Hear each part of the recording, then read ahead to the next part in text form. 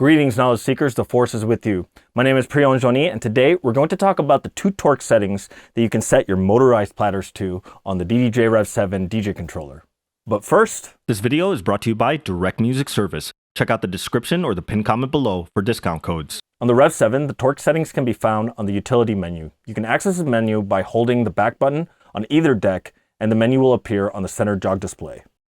Torque is the rotational equivalence of linear force, and for turntables, it's the force of the motor on the rotating platter. On most DJ turntables, the torque is fixed.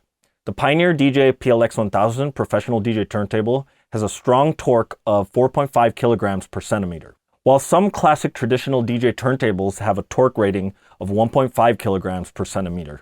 To a DJ manipulating a record, the platter under a high torque motor is more likely to maintain its speed under the slip mat and can jump into full speed quickly upon release. A lower torque turntable is more likely to slow down a little bit when you hold the record and may require a bit more finesse for release. Here on the REV7, the default torque setting is made to match the feel of a PLX1000, while the low torque setting gives you a more classic feel. When you toggle between high torque and low torque, you can actually feel the change in the strength of the motor trying to spin. Both torque settings are great for scratching and mixing, but generally, here are some reasons for each preference. Number 1, a DJ that has been playing on a lower torque classic turntable for a long time may prefer a lower torque for a familiar feel and response. Number 2, a DJ who likes to spin with their digital key lock off, pitch and time, may prefer tempo bending on lower torque.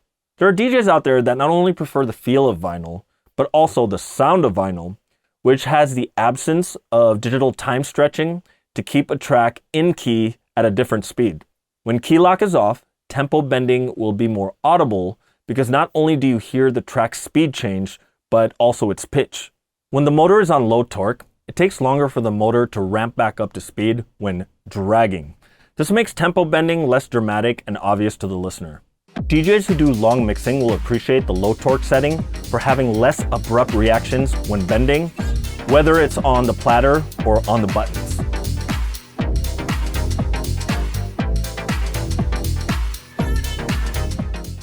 Number 3, a DJ who likes to scratch and beat juggle will enjoy the responsiveness of high torque. That means there is more room for aggressive movements because the platter speed is more stable under the slip sheets.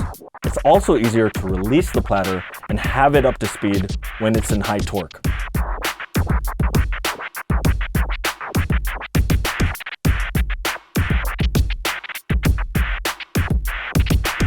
Lastly, number 4, a DJ who is heavy-handed, even if they don't scratch, may prefer high torque because of its momentum to stay on speed. It's much more forgiving against overshooting movements. Be sure to play with the torque settings and find what works for you. You may find that you like scratching on low torque and mixing on high torque. At the end of the day, it's what makes you play your best.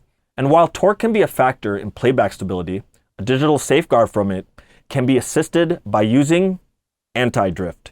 If you want to learn more about anti-drift, check out this video right here. Drop us a comment if you got questions, and remember, the force is with you always.